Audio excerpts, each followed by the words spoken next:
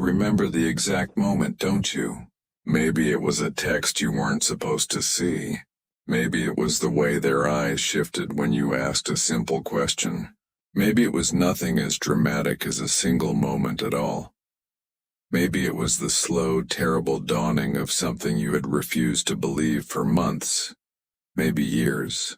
And in that moment, in that single, crystallizing, gut-dropping second, something happened inside you that no one ever adequately warned you about. The love didn't die. That's the part nobody tells you. You didn't fall out of love.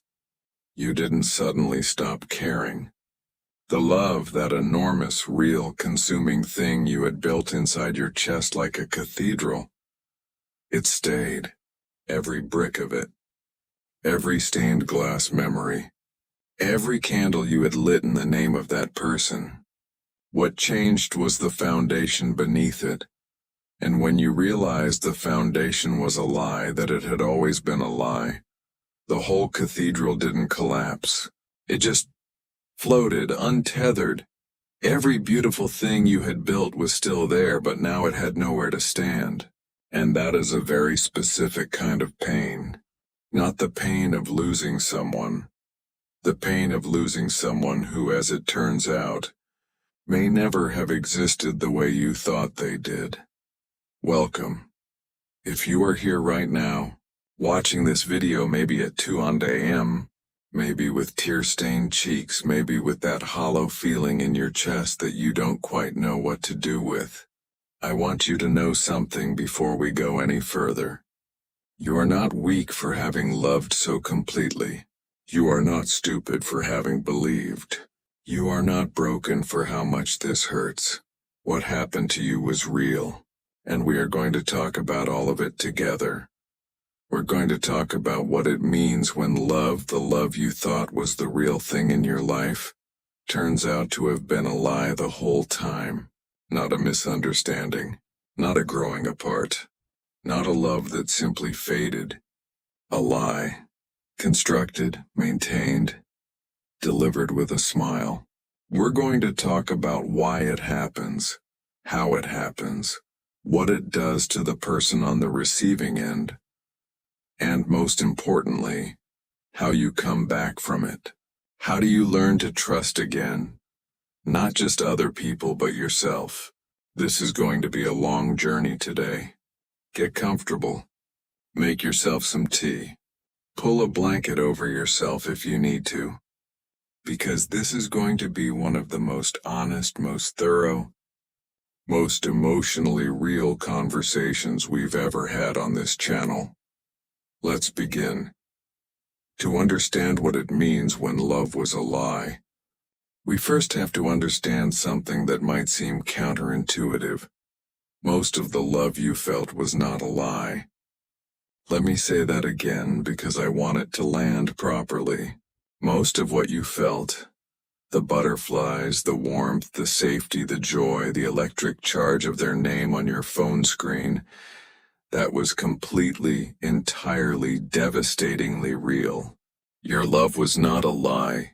What was a lie was the love they showed you. What was a lie was the person they presented themselves to be. What was a lie was the future they promised. What was a lie was the past they described. What was a lie was the consistency between who they were when you were watching and who they were when you weren't. And here's what makes this kind of heartbreak so uniquely cruel. Because your love was real, the grief is real.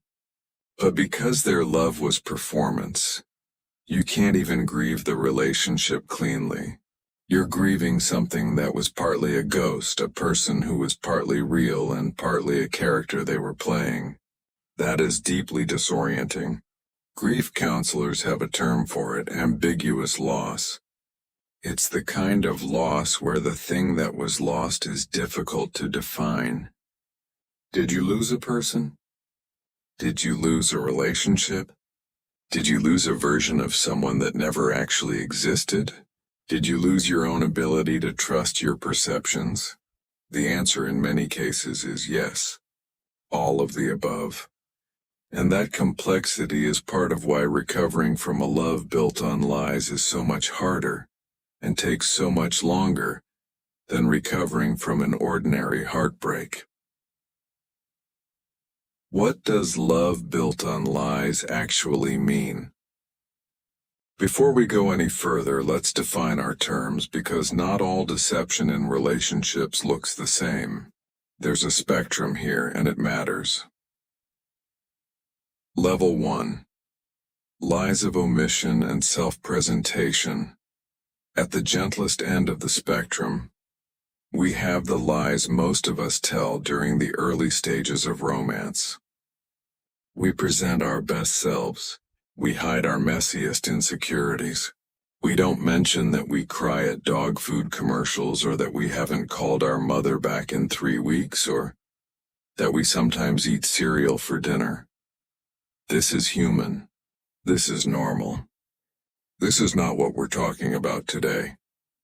Level 2. Lies of character and intent. This is where it starts to get serious. These are the lies told not to hide embarrassing quirks, but to misrepresent who someone fundamentally is and what they fundamentally want. I want something serious. They don't. I've never felt this way about anyone. They say this to everyone. I'm not talking to anyone else while they are. I want to build a life with you. They want what you can give them right now, nothing more. These are lies told with full awareness that they are false.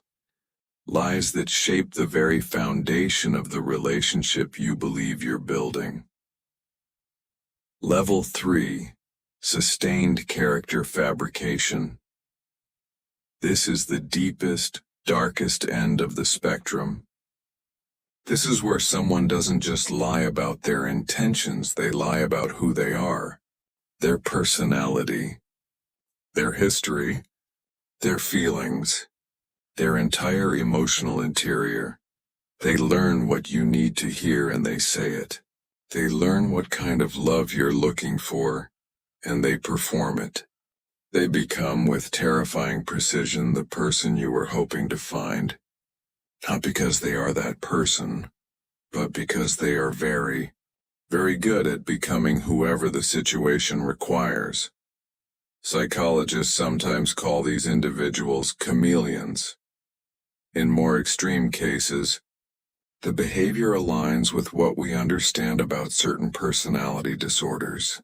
Narcissistic personality disorder, antisocial personality disorder, or attachment disorders that manifest as compulsive deception. But regardless of the clinical label or lack of one, the experience for the person on the receiving end is the same. You loved someone who was not entirely real. How does it happen? How does the lie get built? Let's talk about the architecture.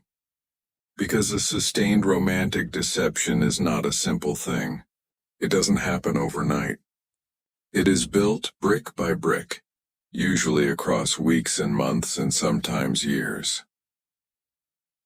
Stage 1. The mirror phase. In the early days of the relationship, what psychologists call the idealization phase, when discussing narcissistic relationship patterns, the deceiving partner is paying very close attention to you, not out of love, out of strategy. They are learning what makes you feel seen, what makes you feel safe, what makes you feel chosen. They are cataloging your values, your wounds, your dreams, your fears, and then they are feeding them back to you. You mentioned that your ex never made you feel like a priority.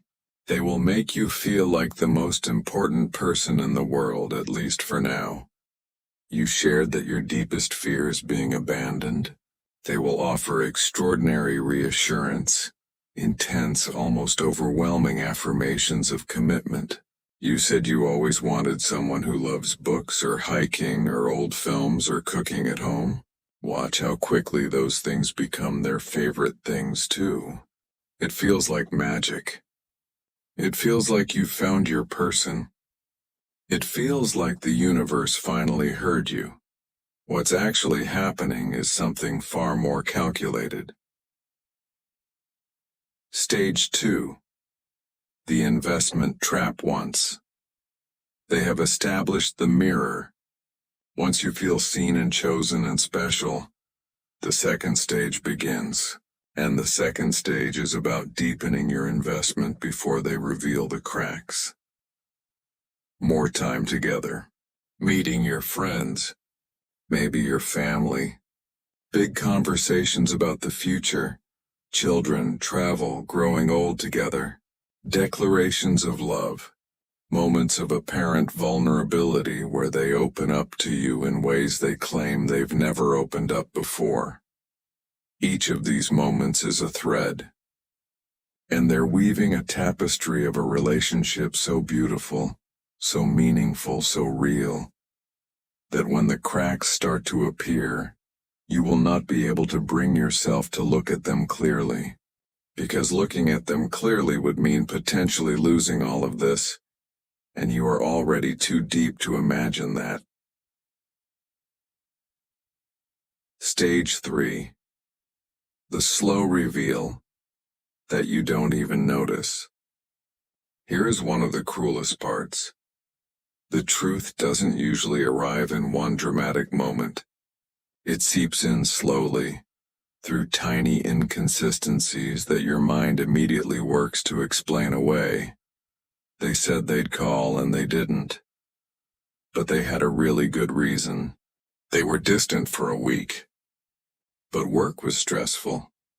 You found a message that looked suspicious, but there was an explanation that sort of made sense if you didn't look too hard. Their stories about their past don't quite add up, but you probably misremembered. Your brain, your deeply human, deeply loving, desperately hopeful brain, is doing something called motivated reasoning. It is looking for any explanation other than the most painful one, because the most painful one would require you to reckon with everything you've built, everything you've felt, everything you've hoped, and so you explain, and you excuse, and you accommodate, and you shrink, and they count on exactly that. Stage 4. The unraveling. Eventually, and it always eventually happens, the lie becomes too large to maintain. Or you become too perceptive to be fooled, or someone else tells you what they've been seeing from the outside, and the house of cards falls. Or sometimes more heartbreakingly still, they simply move on. The deception wasn't about you specifically. You were the role they needed to fill at the time, and when the role expired, or when someone more useful came along, they left. And the leaving itself is so confusing and so brutal that it takes you a long time to even understand what actually happened. This is the anatomy of a love built on lies. And now that we understand how it's built, let's talk about what it does to you. I want to spend a significant amount of time here, because this is the part that people don't talk about enough. When we talk about heartbreak in our culture, we have a fairly narrow script for it. You were together, now you're not. You're sad, you cry. You listen to sad songs. You eventually feel better and move on. But when love was a lie, when the relationship was built on sustained deception, the aftermath is categorically different. And if you've been trying to process your experience through the ordinary heartbreak script, that might be part of why it's been so hard. Because what you're dealing with is not ordinary heartbreak. Now let me walk you through what actually happens to a person when they discover that love was a lie. Reality disorientation. The first and most immediately destabilizing thing that happens is a kind of reality disorientation. Your understanding of what was real, what actually happened, what was actually true, becomes suddenly radically uncertain. Was any of it real? Were they ever telling the truth? That moment that meant so much to you, was it sincere or was it calculated? That conversation where they said they'd never felt so understood, did they mean it? Or were they just saying what worked? This is not a metaphorical question. Your brain is literally trying to reconstruct the past with new information, and it cannot do it cleanly, because you don't know where the lies end and the truth begin. This is deeply disorienting in a way that is hard to describe if you haven't experienced it. It's a bit like looking at an old photograph and realizing you've been misidentifying one of the people in it for years, except the photograph is your life, and the misidentified person is the one you loved most. Self-doubt and the destruction of self-trust. Here is what I consider the single most damaging long-term consequence of a love built on lies. The destruction of self-trust. Not trust in other people. Trust in yourself.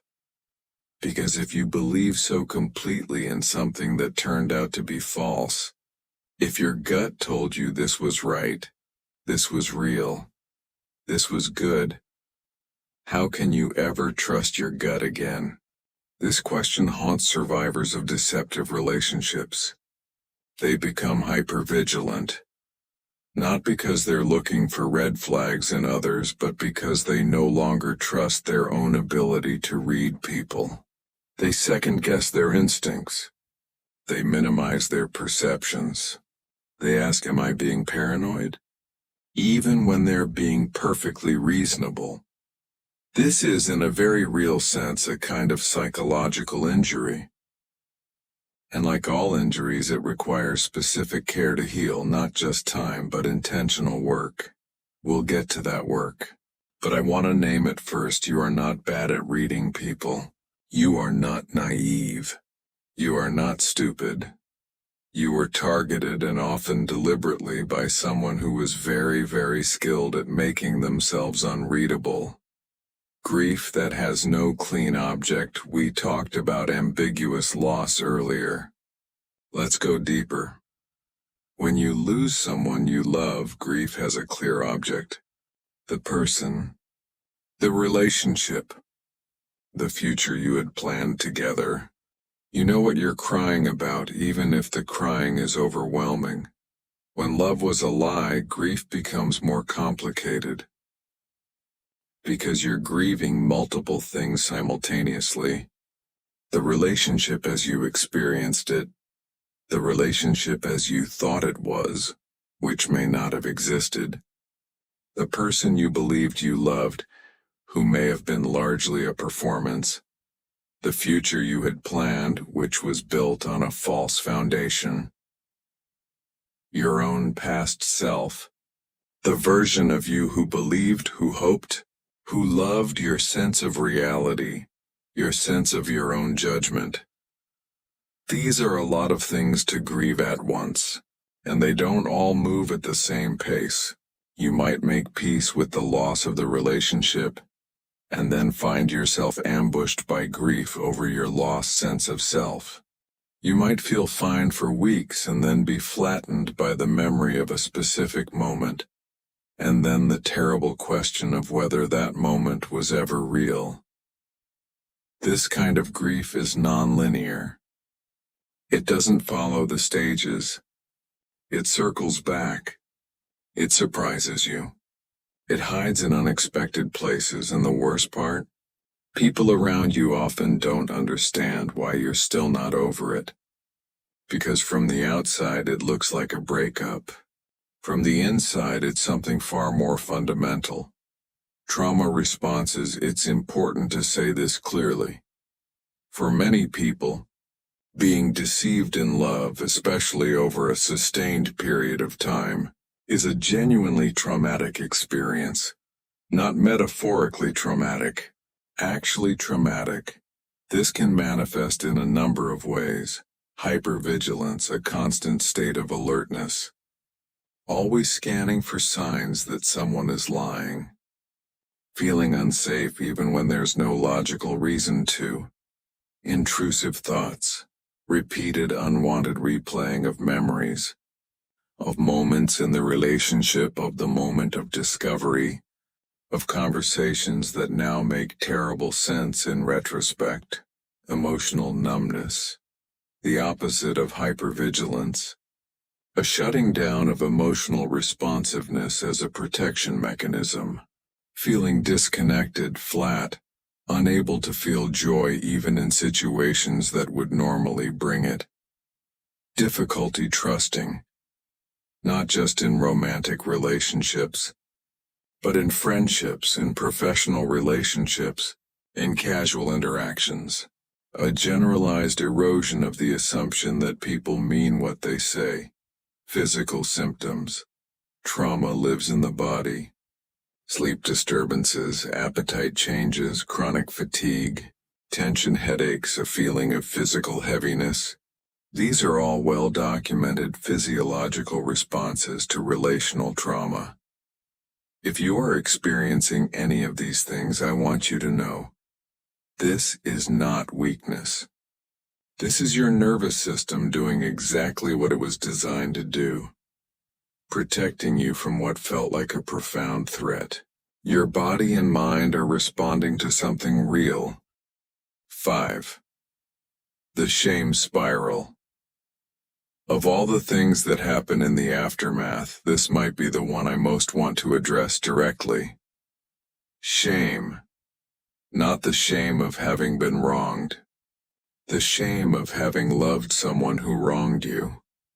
The shame of having believed. The shame of not having seen it sooner. The shame of all the times you defended them. All the times you made excuses for them. All the times you pushed away people who were trying to warn you. This shame is brutal. And it is also almost entirely unfair. You were deceived. That is not a reflection of your worth, your intelligence, or your instincts. It is a reflection of the other person's willingness to deceive you. But shame doesn't operate on logic. It operates on feeling. And the feeling, I know, can be all-encompassing. So let's spend a moment here because this matters. You do not have a flaw that made you uniquely vulnerable to this. You have a capacity for love and trust that made you human. And someone exploited that humanity. The problem is not that you loved too much. The problem is that you chose to love someone who chose to lie. And those are entirely different things. Not all love lies look the same, and part of why it can be so hard to recognize what happened to you is that the deception might not look like what you'd expect deception to look like. Let's talk about some of the specific forms this takes. The parallel life. This is the most cinematic version of the lie. The partner who is living an entirely different life alongside the one you know about. Another relationship or several. Maybe an entirely other family. A secret identity in some meaningful dimension of their life. These situations are devastating because the scale of the deception is so large that the mind recoils from it. How could someone maintain that? How did you not see it? The answers to these questions are complex and often have to do with the extraordinary lengths some people will go to in order to manage separate realities. What's important to understand is that this level of sustained deception requires an enormous amount of deliberate effort. And someone willing to put that effort into lying is someone with a fundamentally different relationship to truth than what you assumed. The love bomber who disappears love bombing. The practice of overwhelming someone with affection, attention, and apparent devotion in the early stages of a relationship is a form of manipulation that masquerades as romance.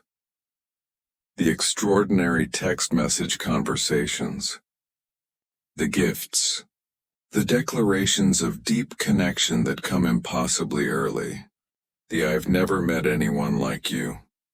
The "I've been waiting for you my whole life." It feels like falling into a fairy tale. And then, sometimes gradually, sometimes suddenly, it stops. Or it cycles. Intense closeness followed by confusing distance. Warmth followed by coldness. And you spend the relationship trying to get back to that first incredible feeling, not realizing that the first incredible feeling was bait. The emotional unavailability disguised as depth. This one is subtle, and it's particularly cruel because it often gets framed, even by the person practicing it, as a form of sensitivity or depth. They share their pain. They share their childhood wounds. They share their fears and their insecurities, and this feels like intimacy. It feels like vulnerability. It feels like the rare, precious thing that you've always wanted. A partner who is willing to go deep. What doesn't happen is any genuine reciprocity. When you share your pain, you are managed rather than held. When you express needs, they are eventually minimized or turned around. The conversation always somehow returns to them. The vulnerability was a performance. The actual emotional interior, the one that would require them to be present for you the way you were present for them, was never available. The future faker. The future faker is perhaps the most specifically romantic form of deception, because it uses your own dreams as the weapon. They know what you want. A stable home, a family, travel, a partner who stays, and they hand it to you, not in reality but in words, in detailed, convincing, tender words about a future that they have absolutely no intention of building with you. They talk about where you'll live together, what you'll name your children, where you'll travel for your anniversary. The future they describe is so specific, so real, so perfectly calibrated to your deepest hopes that it becomes almost tangible. But it is always just around the corner, not yet soon, when things settle down, when the timing is right and you wait. Because the future they've painted is so beautiful, and because you love them enough to be patient. And eventually you realize the future was never coming. It was a story, a beautiful, personalized, deliberately constructed story. The person you thought you knew. And then there is the most quietly devastating version. The person who simply wasn't who they said they were. No dramatic parallel life. No love bombing, no future faking, just a sustained performance of a character, caring, honest, faithful, present, that turned out to be largely constructed. They were not as devoted as they appeared, not as honest as they claimed, not as committed as they said, not as in love as they expressed. The persona they showed you was real enough to be believable, but not real enough to be true. And this version is, in some ways, the hardest to make sense of, because there's nothing specific to point to. No dramatic revelation. Just the slow, terrible accumulation of evidence that the person you loved was only partly the person you thought you loved. I want to be careful here, because talking about why someone deceives in love can sometimes accidentally slide into excusing it. And I am not here to do that. The deception was wrong. Full stop. The pain it caused, the pain you're carrying, was not deserved. The understanding we're looking for is not absolution. It's comprehension. Because comprehension helps you make sense of what happened, and making sense of what happened is part of how you heal. So, with that said, why do people build love on lies? Fear of inadequacy. Some people, not all but some, deceive in love because they genuinely believe that who they actually are is not enough. That if you knew the real them, you would leave. And so they offer you a better version, a constructed version, a version they believe you'll choose. This doesn't make it right. This doesn't mean you deserve to be deceived. But it does mean that at the root of some deceptive relationships is a person who is, in their own way, terrified. Terrified that real love, the kind that sees all the rough edges and stays, is not available to them. And so, they preempt the rejection by never giving you the chance to reject the real version. Avoidant attachment and emotional unavailability attachment theory, the psychological framework developed by John Bowlby, and later expanded by researchers like Mary Ainsworth, gives us some useful language for understanding how people approach intimacy. People with avoidant attachment styles have, often from early childhood, learned to suppress their emotional needs and maintain independence as a form of self-protection. Getting close feels threatening. Vulnerability feels dangerous. Real intimacy, the reciprocal, mutual kind, triggers a kind of internal alarm system. And yet they want connection. They want love. They want someone. And so they enter relationships sometimes with genuine initial intention. But the intimacy required to maintain the relationship honestly is more than they can consistently offer. And so they begin to manage, to maintain a version of connection that feels safe to them, which often means keeping you emotionally at arm's length, even while performing the rituals of closeness. This is not psychopathy. It is a wounded attachment system doing exactly what it was trained to do, but it is still deeply unfair to you. Narcissistic patterns. There's a lot of casual use of the word narcissist in pop psychology, and I want to be careful with it.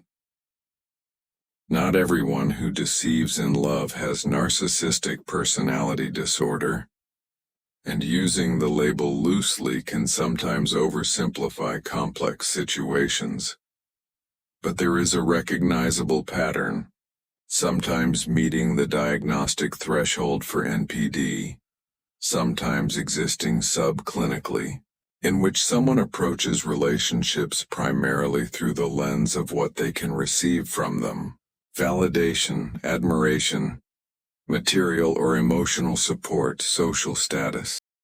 In these relationships, the partner is valuable insofar as they provide these things, what's sometimes called narcissistic supply, and the relationship is maintained as long as the supply is adequate. The love you experienced from this kind of person was not love in the way you understand love. It was something more transactional, even if the transaction was never made explicit. Understanding this doesn't make it hurt less, but it can help you understand something crucial. It was not about you. Your worth was never in question. You were simply with someone who was not capable of the kind of love you were offering and expecting in return. Addiction and compartmentalization. Sometimes, the lying in a relationship is secondary to another primary issue. Addiction in particular. Addiction creates a life of compartmentalization and concealment almost inevitably. Because the addicted person is protecting a secret that they often cannot face clearly themselves. If you loved someone in active addiction, even if you didn't know that's what you were doing, the lies you experienced were not necessarily about not loving you. They were about protecting the addiction at any cost, which is its own tragedy, layered on top of yours. Some people simply don't care. I want to be honest about this too. Because not every story has a sympathetic explanation. Some people deceive in love because they are willing to. Because they prioritize their own desires and convenience above the impact on the person they're supposed to love.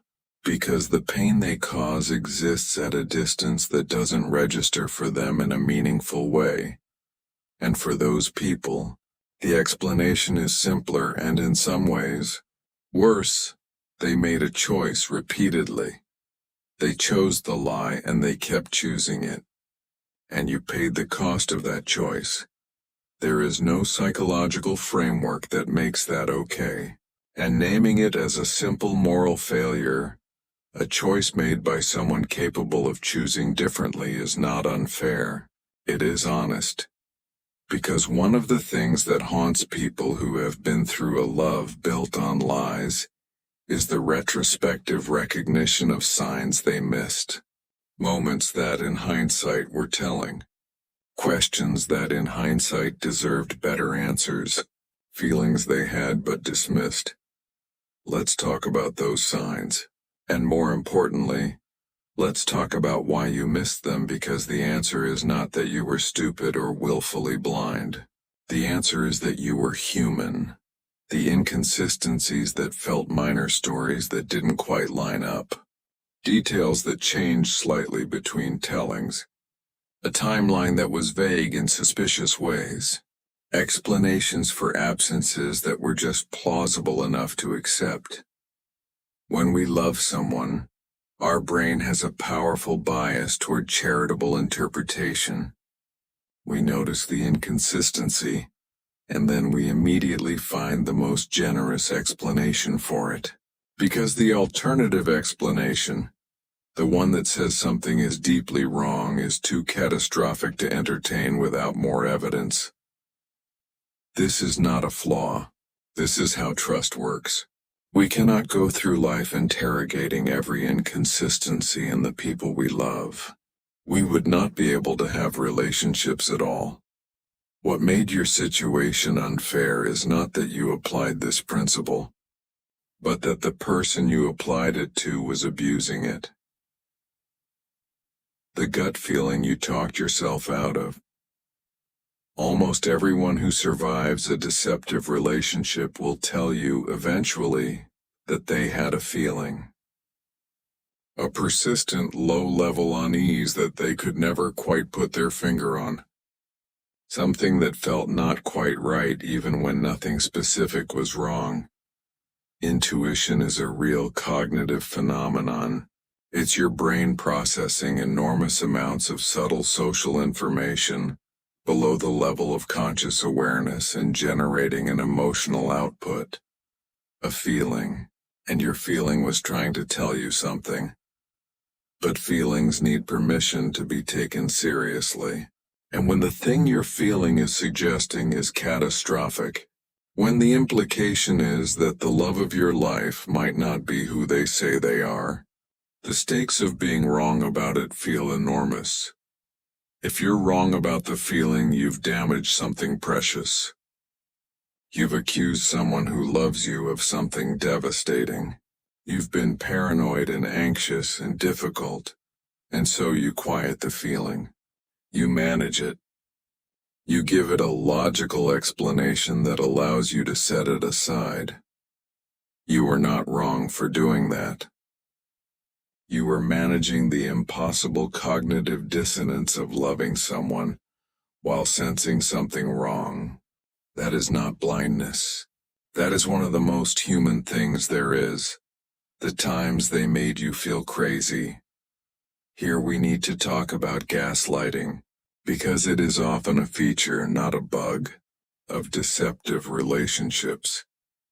Gaslighting is the practice of causing someone to question their own reality. In romantic relationships, it often takes the form of "you're imagining things. That never happened. You're so sensitive. Why are you always so suspicious? Other people don't have this problem with me. Maybe the issue is you." You're making me feel like a criminal when I haven't done anything wrong. These responses, delivered consistently over time, do something very specific to your perception. They train you to distrust your own observations. They establish in your mind that when something feels wrong, the problem is your perception, not the reality you're perceiving. And so the next time your gut says something is off, you don't trust your gut. You've been trained not to. This is deliberate in some cases. In others, it may be less conscious. A defensive mechanism that someone uses habitually without fully understanding the impact it has on the person they're using it against. Either way, the impact on you is the same. You stopped trusting yourself, and their lies became easier to maintain. The red flags that were presented as virtues, this one is particularly sophisticated, and I want you to really hear it. Sometimes the behaviors that are actually warning signs are framed by the person themselves, sometimes by society, as attractive qualities. I'm not really a texting person. I prefer to be present. Translation: my lack of communication is not actually about presence. It's about not being available for tracking. I've been really hurt before, so it takes me a long time to fully open up. Translation: my emotional unavailability is going to be your problem, and you'll be too sympathetic to challenge it. I'm very private. I don't really do social media or share my personal life. Translation: there are parts of my life that I am actively keeping you out of. I live in the moment. I don't like to plan too far ahead. Translation: I cannot be held to a future because I may not want one with you. I'm a free spirit. I don't really do labels. Translation: I want the benefits of this relationship without the accountability. None of these things is inherently untrue or inherently bad. But when combined with other patterns, they can be the language of someone managing your expectations downward, getting you to frame their unavailability and their deception as romantic rather than concerning. So here you are, on the other side of it or in the middle of it. The relationship is over, or you know the truth now. Even if you're still in it or you're still not entirely sure what you know, but you know something is deeply wrong.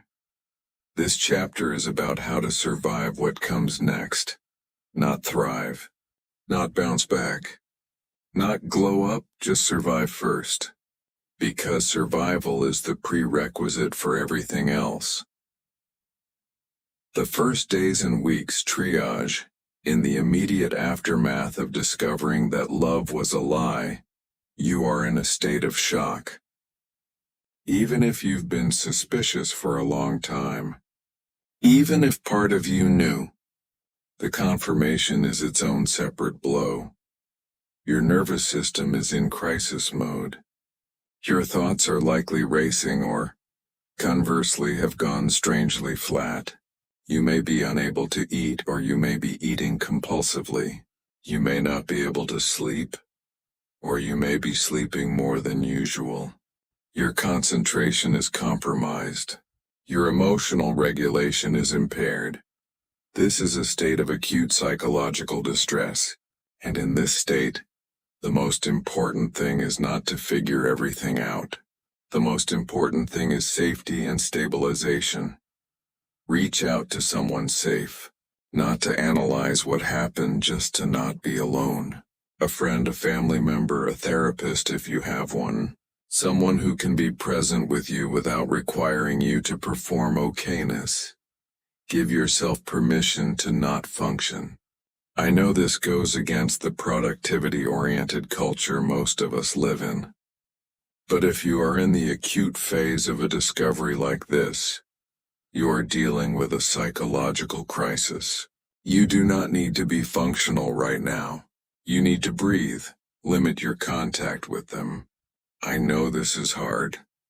I know you may want answers, or you may still love them enough to want to give them a chance to explain. But in the first days and weeks, every conversation you have with the person who deceived you has the potential to deepen the confusion. Their explanations, however compelling, will likely be designed, consciously or not, to manage your anger, manage your perception of them, and reestablish some level of their preferred version of events. You need space to find your own footing before you engage with their narrative. Do not make permanent decisions. Not right now. Whatever you ultimately decide about the relationship, the decision can wait a few weeks. What feels permanent now may look different with some stabilization. And the big decisions, legal ones, housing ones, shared finances, deserve a clearer head than the one you have right now. The middle phase. Making sense of it after the initial shock begins to settle. And this can take weeks or months. A new phase begins. The phase of making sense of what happened. This is where the obsessive replaying starts. The going over and over of specific conversations, specific moments, specific decisions you made. The what if I had done this differently spiral. The late-night deep dives into whatever information you can find that helps explain what happened. This is an almost universal experience after deception, and it is your mind's attempt to find meaning and restore your model of reality. It is exhausting and often painful, but it is also a necessary part of processing. A few things to keep in mind during this phase. You may not get all the answers you're looking for. In fact, you almost certainly won't. And part of healing is making peace with that, learning to live with the unanswered questions, not because the answers don't matter, but because your ability to move forward cannot depend on information that may never be available to you. Journaling is genuinely useful here, not for anyone else to read. Just for you. There is something about externalizing the thoughts, getting them out of the loop they're running in your head and onto a page, that helps them become slightly more manageable. You can examine them more clearly when they're written down than when they're just spinning. Be careful about the information you seek. Some people in this phase deep dive into every aspect of the other person's life they can access. Social media, mutual friends, any information they can find. And while it's understandable, it often causes more pain than clarity. Every new piece of information has the potential to feel like another wound. Choose carefully what you look for. Therapy, if accessible to you, is immensely valuable in this phase, not just for emotional support, but specifically because a skilled therapist can help you build a coherent narrative of what happened, which is one of the most important things for healing. Our brains need to be able to tell a story about painful experiences that makes sense, that has a beginning and a middle and a meaning. Therapy helps you build that story, the questions that feel unanswerable. In this phase, you will come up against some questions that feel impossible. Was any of it real? Some of it, probably. The most honest answer is that it was complicated, which is not satisfying, but it may be true. Even people who deceive in love can have moments of genuine connection. Even people who perform love can feel something. The problem is that you can't know which moments were which, and that ambiguity is something you will have to learn to carry. Did they ever love me? This may be the most painful question of all. And the most honest answer is, they may have loved you in whatever way they were capable of loving anyone. But love is not just a feeling. It is also choices. Choosing honesty, choosing presence, choosing your well-being over your own convenience. And in those choices, they consistently chose themselves. So perhaps what matters more than whether they felt love is this: they did not choose to love you in the ways that love requires choosing. What does this say about me? Nothing that you fear it says. It says you are someone capable of deep love, someone who trusts, someone who gives generously, someone who hoped and kept hoping even when it was hard. These are not weaknesses. They are in fact some of the most valuable qualities a human being can have. The problem was not your capacity for love. The problem was where you placed it. I want to be honest with you. Healing from a love built on lies is not a short road. Anyone who tells you otherwise is selling you a fantasy. But it is a road you can walk, and it leads somewhere real. Let's talk about what healing actually looks like. Not the Instagram version. Not the "I'm thriving and unbothered" performance. The real thing. Rebuilding your relationship with your own mind. The first and most foundational work of healing is re-establishing trust in yourself, in your perceptions, in your instincts, in your ability to know what is real. This is slow work. It cannot be rushed. But there are specific things that help. Practice noticing your body's signals. Intuition is largely somatic. It lives in the body. The tightness in your chest when something doesn't feel right. The ease and openness you feel when something is safe. Learning to listen to these signals, to trust them rather than immediately dismissing them, is one of the most important skills you can build. This doesn't mean treating every sensation as an alarm. It means giving your body's intelligence the respect it deserves. Practice the distinction between anxiety and intuition. One of the consequences of having been in a deceptive relationship is that your nervous system becomes hypervigilant. It generates anxiety signals even in safe situations. Learning to distinguish between anxiety, a fear response generated by your nervous system based on experience, and intuition, a perception generated by present-moment information, is genuinely difficult, but genuinely possible. A useful question: is there something specific, observable, present tense that is generating this feeling? Or is this feeling a memory dressed up as a warning? Stop apologizing for your perceptions. If something seems off, it's okay to notice that. You don't have to immediately make it mean something catastrophic, but you also don't have to immediately explain it away. Just notice. Allow the noticing. Investigate when appropriate. Grieving. What needs to be grieved? Real healing requires real grief. And one of the ways people get stuck is by trying to skip the grief, either because it's too painful, or because they've been told they should be over it by now, or because they feel stupid grieving something that they've decided they should have seen coming. Grief is not optional. It is the mechanism by which we process loss and integrate it into our lives. Without grief, the loss just sits there unprocessed, raw, continually reopening. Give yourself permission to grieve all the things. The relationship. The person. The future, the time. The version of yourself who existed inside that relationship. The trust you had. The certainty you had about your own judgment. The world in which you believed that person was who they said they were. These are all real losses.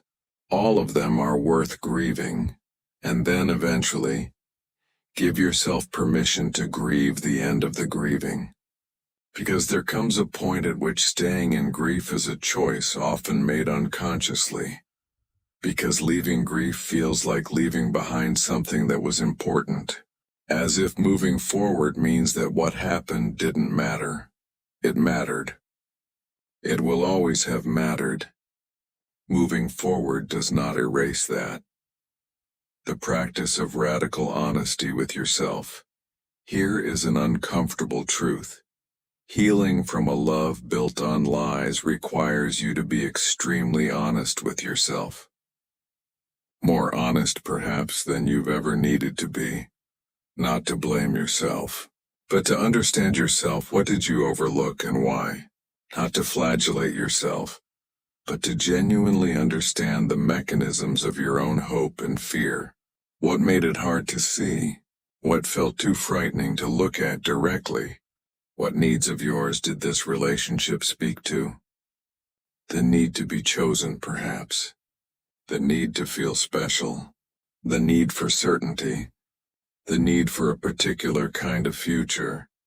Understanding these needs, really understanding them, is how you develop a more grounded relationship with them going forward. What will you do differently? Not as a punishment for what you didn't do, but as a gift to your future self. This is not about building walls. It's about building wisdom. Informed, compassionate, hard-won wisdom. Relearning to trust. Gradually and wisely, at some point, not today, maybe not for a long time, but at some point, you will want to love again. And the question of how to trust again will become practical, not just theoretical. Here is what I want to offer. Trust is not something you either have or you don't. Trust is not binary. It is built and it is earned and it is calibrated. After what you've been through, you might be tempted to adopt one of two extremes.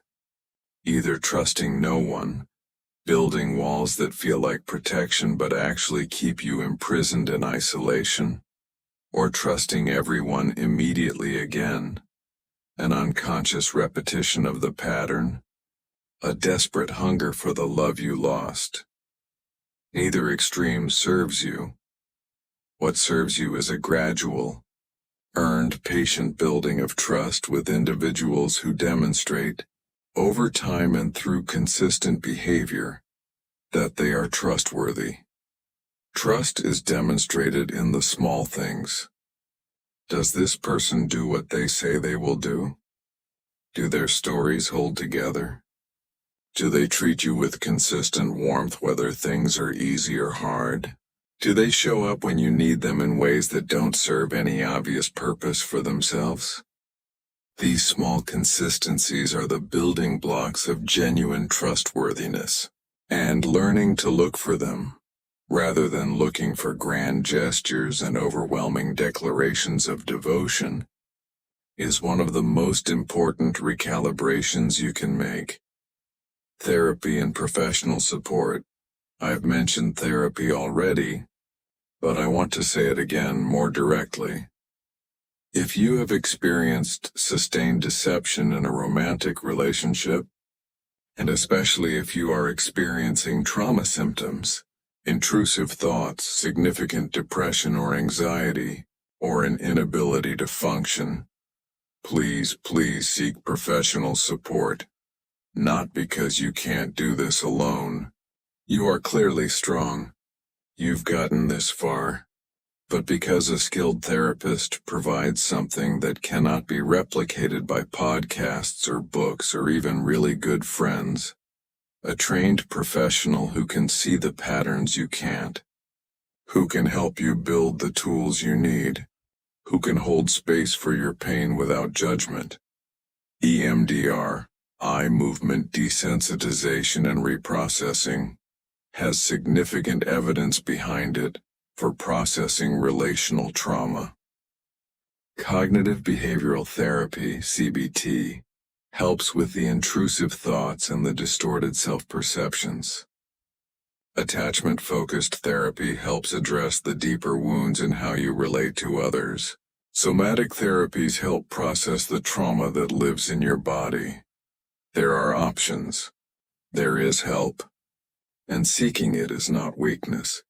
It is one of the most courageous things you can do for yourself. I want to take a moment here and just talk to you. Not analyze, not explain, not educate. Just talk to you. Because sometimes what heals isn't information. It's being witnessed. It's having someone say the thing that you've needed to hear. So here are some things you deserve to hear. To the version of you that stayed longer than you should have. You stayed because you loved someone. You stayed because you saw something or thought you saw something worth staying for. You stayed because leaving felt like giving up on something real. That is not a character flaw. That is love doing exactly what love does, holding on.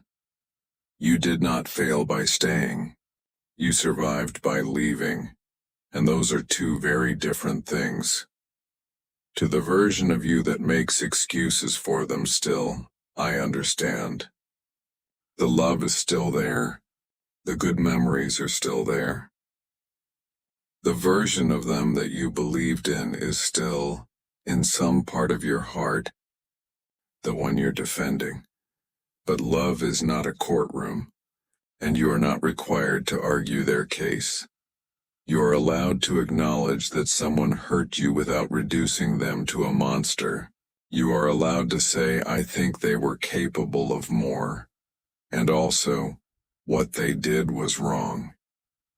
You are allowed to hold the complexity. But you are also allowed, eventually, to stop defending them. To stop finding the kinder interpretation. To simply say they chose to lie to me and that was wrong and I deserved better. You did deserve better. To the version of you that is angry. Good. Be angry. Let it be there. Don't rush to the forgiveness chapter before you finish the anger chapter. Anger is not bitterness. Anger is not hated. Anger is the soul's appropriate response to having been wronged. It is righteous and it is real and it is yours. What you do with the anger, that's the work. Not suppressing it, not weaponizing it, but feeling it, honoring it, and eventually choosing what to build from it. Anger, properly metabolized, becomes the foundation for self-respect.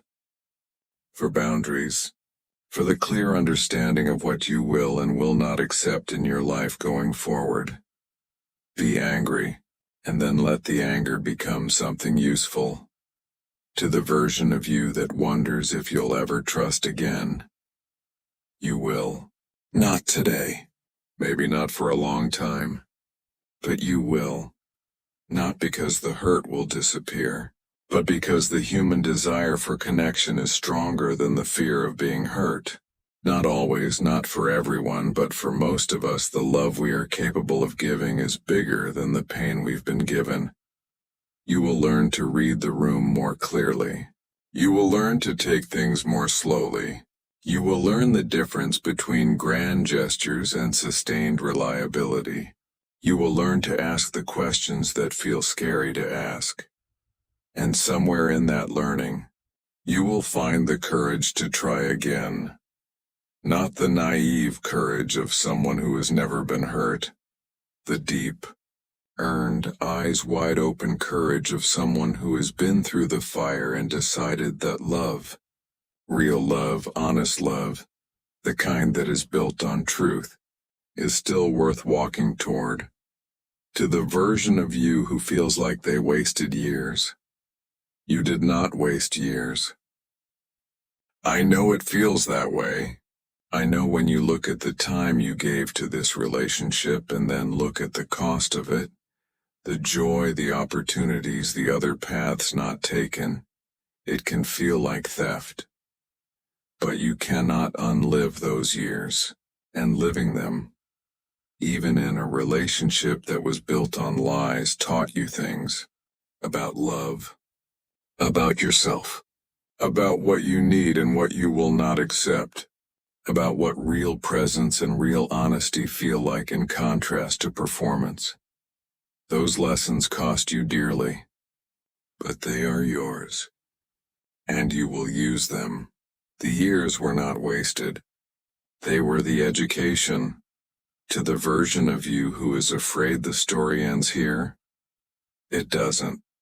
I know right now in this particular darkness, it can feel like this is where the story ends.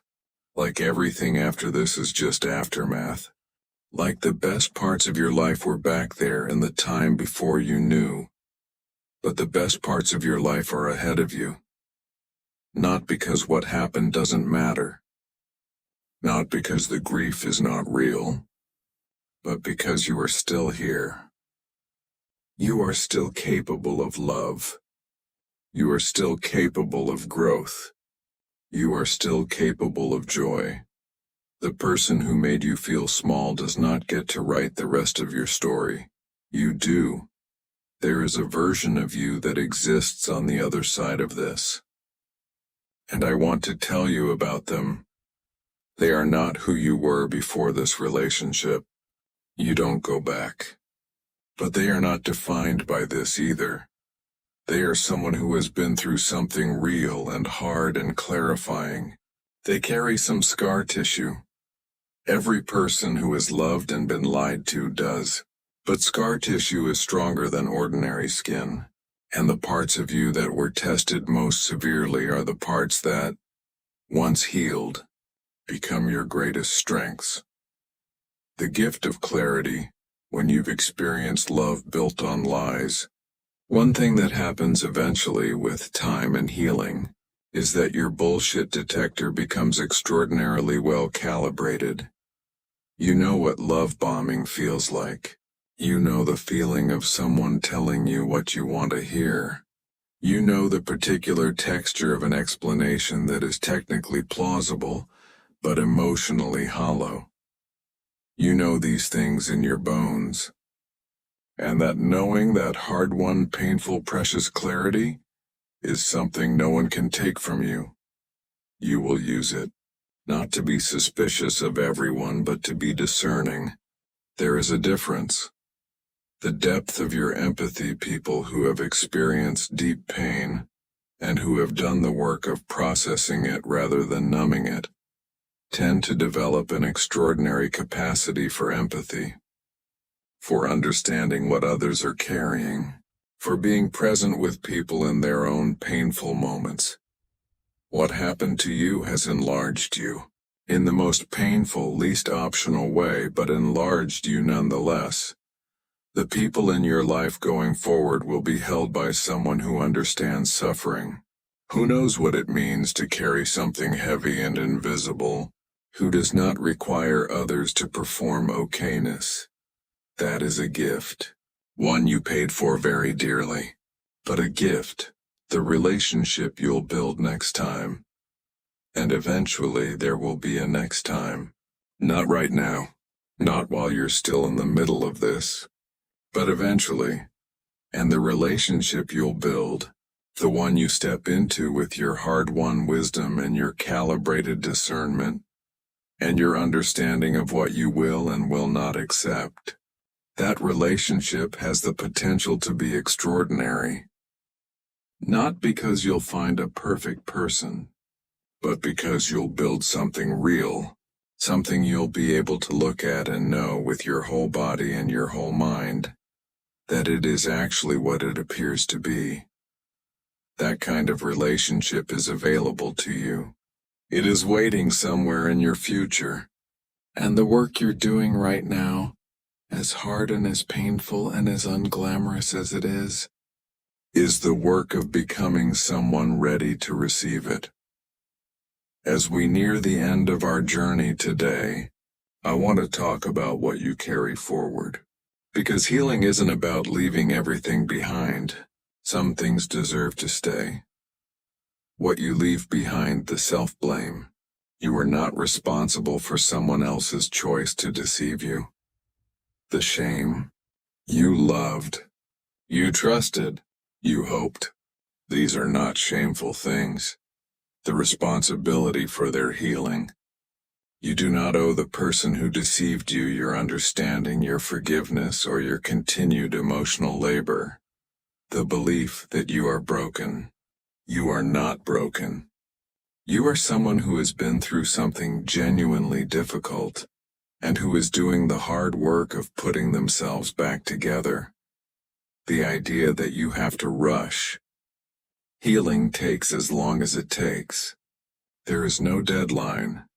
What you carry forward, the love you are capable of, that is real and it is yours and it is precious. The knowledge of yourself that this revealed what you need, what you value, what you will not compromise on again. The empathy, the understanding, the depth that difficulty brings, the people who showed up for you during the hard time. Whoever those people were, friends, family, therapists, internet strangers telling you you're not alone. They showed you something true. Hold them close. The evidence of your own resilience. Because you're here. Still here. Still reading, still listening. Still trying to understand and heal and make meaning. That is not nothing. That is everything. I almost didn't include this chapter. Because forgiveness is one of those topics that has been weaponized, used to pressure survivors of emotional harm to release their anger before they're ready, in service of the person who hurt them rather than their own healing. So let me be very clear about what I mean and don't mean. By forgiveness, I do not mean that what they did was okay, that the harm they caused doesn't matter, that they deserve your warmth or your continued presence in your life, that you owe it to them, or to anyone else, that you have to have a conversation with them about it, that it has to happen on any particular timeline. What forgiveness, when it comes, if it comes, actually means is this: the releasing of the claim that the past had to be different, that is all. Nothing more and nothing less. It is not about them. It is about you. It is about freeing your own energy from the exhausting work of carrying resentment as a way of being in the world. Some people reach this. Some people find a version of it that serves them. Others don't, and live full and whole lives without it. There is no morally required destination on this particular road. What matters is that you are moving, that you are not static in the pain, that you are taking the next step and the next even when each step is hard. That is enough. You are enough. We've spent a lot of time today talking about what fake love looks like. I want to end by talking about what real love looks like, because I think sometimes when we've been through a deceptive relationship, our model of love itself gets distorted. We need to recalibrate. Real love is not overwhelming intensity at the beginning that cannot be sustained, grand declarations that are not backed by consistent behavior, of feeling, of being chosen in a way that requires you to compete with other options, a constant emotional high, someone who is only their best self, with you and someone very different everywhere. Else real love is boring sometimes. It is the mundane Tuesday when nothing special happens and the person is still there. Consistent. Not perfectly consistent. Humans aren't perfect, but reliably, demonstrably, over time consistent, safe. Not devoid of conflict or difficulty, but fundamentally safe. Safe enough that you can express a need without it being weaponized against you. Honest even when honesty is uncomfortable, especially then. Curious about you as you actually are, not as they want you to be. Willing to be wrong. Willing to apologize. Willing to do the work. Present, not just physically. Emotionally present. Real love says, I see you. The real you, not just the best day version of you. And I'm choosing this. Not because you're perfect, not because it's always easy, but because what we have together is something worth choosing. That is what love actually is. And it is available to you. It is out there. It is not a fairy tale. It is the quiet, difficult, beautiful reality of two honest people choosing each other day after day. You deserve that. Don't settle for less. Not again. Not ever again. We've been on quite a journey today. We've talked about the architecture of lies, the signs you missed and why you missed them, the psychological aftermath, the many faces of deception, the road to healing, and the love that is waiting on the other side of this pain. And I want to leave you with the last thing, the most important thing. You are going to be okay. Not in the everything happens for a reason way that people say when they don't know what else to say. Not in the dismissive, minimizing way, but genuinely, foundationally, I believe this. You are going to be okay. Because you're someone who loves with your whole heart. That's who you are. And that quality, the bigness of your love, the fullness of your capacity for it, is not something this relationship was able to take from you. It tried, the lies tried, the betrayal tried, but here you are, still capable of feeling, still asking the questions, still trying to understand, still hoping, even if the hope is buried under a lot of grief right now. That is not the behavior of someone broken.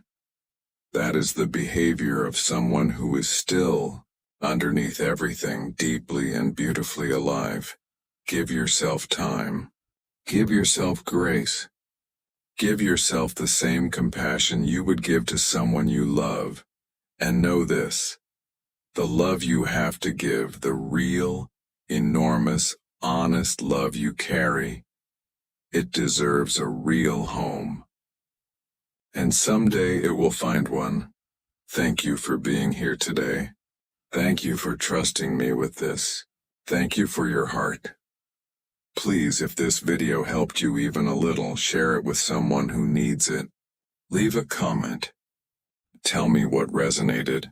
You never know who might need to hear that they're not alone. Take care of yourself.